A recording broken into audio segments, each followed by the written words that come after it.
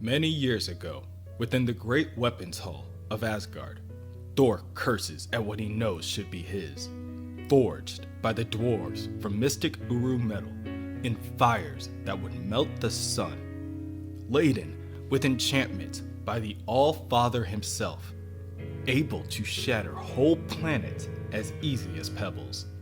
It is the most powerful weapon in all the 9 realms, but only the worthy may lift it. Thor has wrestled dragons with his bare hands, slain wolves the size of longboats. He has fought in more battles than gods twice his age. So that begs the question, how much more worthy must he be? By the bristling beard of Odin, Thor bellows, somehow cursing and congratulating the stubborn hammer. Someday, it will be his. And on that blessed morn, when he finally bestride the heavens, hammer in hand, woe be unto the enemies of Thor. In 893 AD, in the Baltic Sea, Thor commands a longboat full of Norsemen to row faster. At this rate, there will be nothing worth pillaging by the time they arrive at their destination. The leader of the men raises his axe in hand and commands them to heed their god. Are they Vikings or mere land-loving Saxons? Fog surrounds the area, and the leader of the men turns to Thor for more instruction. He suggests that perhaps they slow their pace, or else they run the risk of turning themselves around. Thor has sailed through the tempest of fire in the burning land of Muspelheim, and the endless hurricanes of ice in the frozen Niflheim. No mere fog of Midgard will slow down the son of Odin. Thor tells the Viking to calm his fears and face north, for they have the eyes of a god to guide them. Suddenly, one of the rowers call out that there is something in the mist, a figure, walking upon the water, as if it were as dry as land. Another Viking tells the man to stop his blubbering and get back to rowing, but the first man insists. He knows what he saw. He saw a face. It was not the face of a man. Thor peers into the distance, and the hairs on the back of his neck stand on edge. Quickly, he regains his composure and tells the murmuring men to cease their chattering. They're not children to be spooked by mermaids. They are Vikings. They are the ones feared along every coast of Midgard. Following that, he orders the men to get back to their rowing, or else they will have his mighty axe Yarmjorn to answer to.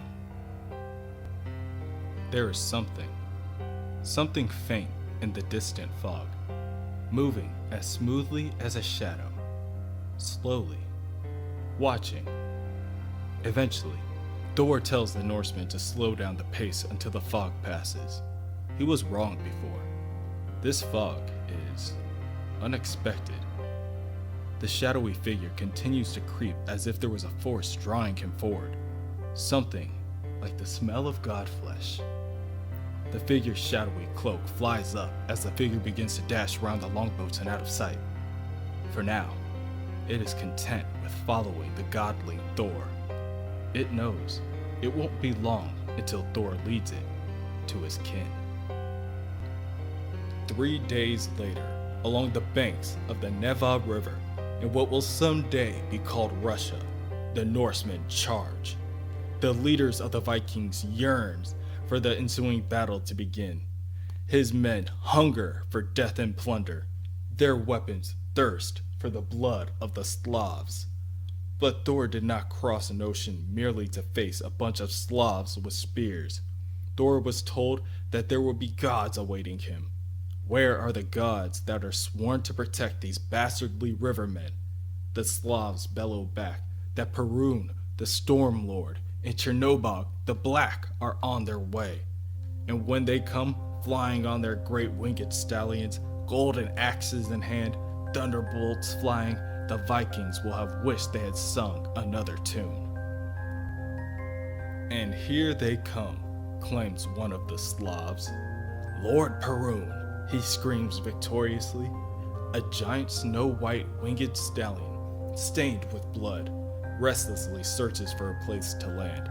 It is Perun's steed, the bloody horse of doom, defender of the Slavs. But where's their great god, they wonder. Thor grabs onto the reins of the horse and tries to calm it down.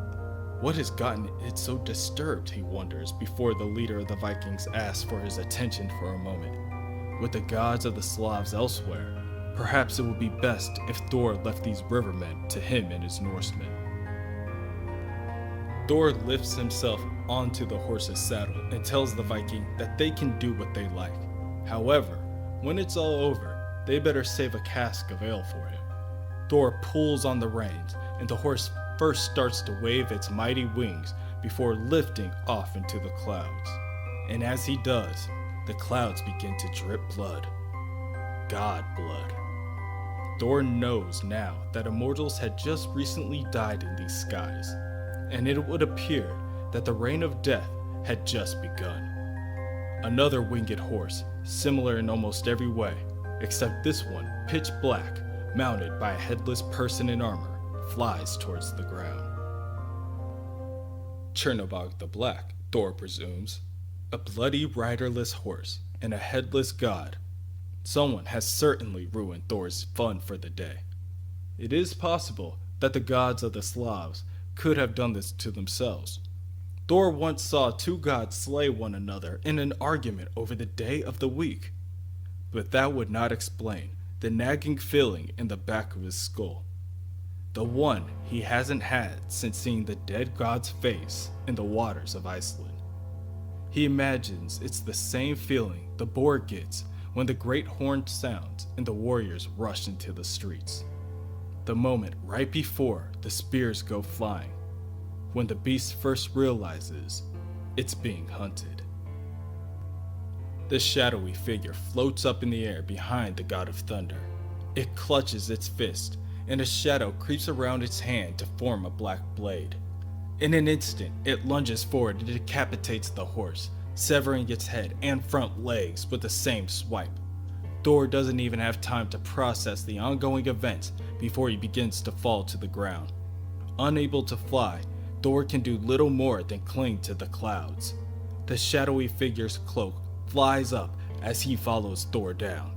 The creature's body is revealed to Thor to be gray and gaunt, its hands with claws at the fingertips, its eyes glowing yellow with rage. It asks Thor if the little Lord of Heaven feels it, the sense of hopelessness as he falls. That's how it feels to be mortal. Next, the creature will teach Thor what it means to be butchered. Thor continues to pick up speed as he plummets to the earth. He aims himself at the black stallion of Chernobog, knocking off the headless god as he lands. He then grabs the reins of his horse and directs it back at the god butcher. Thor is a fighter, and oh how the butcher loves the fighters. He tells Thor that he will be surprised at how many gods die like frightened children. But that does not matter. This is Thor of Asgard, a warrior born, and the last god that this creature will ever meet. Thor pulls back his mighty Yarmjorn and swings it forward at his opponent. The swing barely misses the body of the butcher and is only able to shred pieces from his cloak before the shadowy components bind back together. Oh, an Asgardian. This piques the god butcher's interest. This will be the first one of those that the butcher will take down. But he tells Thor not to fear over being lonely. Thor's entire pantheon will be joining him by the time the butcher is through. As Thor gazes into the face of the killer of gods, he cannot help but be reminded of a time many years before, of another set of cold black eyes, of a mad god in a pit, of the day he learned the difference between war and murder. He was just a boy when a god named Dagger went on a wanton killing spree across all the 9 realms. He'd slain hundreds by the time they caught him and tossed him in a pit in Asgard to await his fate. In confusion, Thor went to Odin. Though he was barely able to walk, he had already seen his father slay thousands, invading trolls, warring giants, warring armies. He would come home drenched in their blood, and songs would be sung of his greatness. That was war, Thor's father told him. And war was something very different than what Dagger had done. Odin stated that even the greatest of warriors never relished the killing stroke. To do so was to lose oneself to bloodlust, to become a monster. But still, Thor was confused. So late one night, he snuck from his bedchamber and crept through the empty halls of Asgard, and he went to see the mad god in the pits. Thor had only wanted to see for himself how the eyes of a murderer were different than those of his father. He gazed down into the pit, straining for a view. Next thing he knew, Thor's footing slipped and he was tumbling down into the darkness. Thor saw the god's eyes all right, but they weren't wild like he had expected. They were calm and frighteningly serene. Thor made ready to defend himself, to bite into the god's face with what few teeth he had. But all the god did was talk, in a delicate voice, about who he had done it to, and why. The why, Thor struggled to understand. But the god spoke with such conviction that it seemed more Thor's failing than his. Dagger killed babies, children, but the god in the pit never laid a hand on Thor. And yet, by the way Dagger looked at him so coldly through the darkness, made Thor feel almost as if he were already dead. Thor was in the pit for 5 hours before anyone found him. The next day, the murderous god died beneath Odin's blade. He never begged for mercy, never for a second showed a bit of remorse. His severed head was still smiling, still full of pride for what he had managed to accomplish. Odin and the others dismissed him as mad, but only Thor knew the truth, that he truly was something more frightening. Thor didn't sleep for weeks after his time in the pit. He was haunted by that voice, by those eyes. Every night for months, he would pray to the elder gods that he might never again have to gaze upon such a visage. Now, it seems as with most prayers in life, his have gone profoundly unheard. The butcher produces a Kopesh blade with his left hand and viciously swings it at Thor. Thor raises his axe to block. The strength of the butcher proves to be more than formidable, but Thor can be wily. He stabs the handle of his weapon into the butcher's side, puncturing a hole, and red blood erupts from the gray flesh. The butcher backs up and produces shadowy locusts from his fingertips that individually fly at the god at different speeds, most getting knocked back, but few managing to get through the god's defenses, hitting him and knocking him off his mount. The butcher springs forth with both weapons and plunges them into Thor's back, his cloak coming alive, producing tendrils choking Thor as he once again begins to fall to the earth. The warhorse comes to Thor's rescue and strikes the butcher in the back, resulting in him loosening his grip. The warhorse then races forth to catch Thor, but the butcher recovers and proves to be better than the beast, tackling Thor, bringing him inches to the ground before launching him back into the air, stating that Thor is used to fighting things that cower before him and gawk in awe at his greatness, not someone who dares meet his divine gaze, let alone glare back with a complete and utter contempt for all that he is. The butcher cannot help but wonder, what is Thor the god of? Why, oh why do the fools below worship Thor? Is he the god of axes, drunkenness, vanity, or war? Perhaps Thor is the god of war. Oh, the butcher has killed so many of those. And gods of fear, gods of chaos, gods of blood and wrath, and jealousy and lies, of plagues and earthquakes, genocide and revenge, of degradation and death. So very few gods of poetry and flowers, but he butchers them all the same. So, he begs the Prince of Asgard, before all he is able to do is whimper and scream. What was Thor the god of before he died? Beaten and battered, Thor is barely able to raise a swollen eye to respond. Thunder.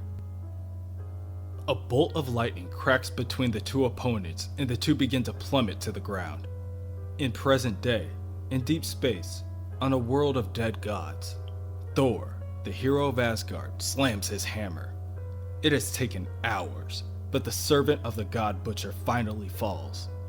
To make constructs such as them, the butcher's power must have grown considerably in the time since they last fought. But Thor expects that the butcher will still be easy enough to find. All he needs to do is follow the trail of dead gods.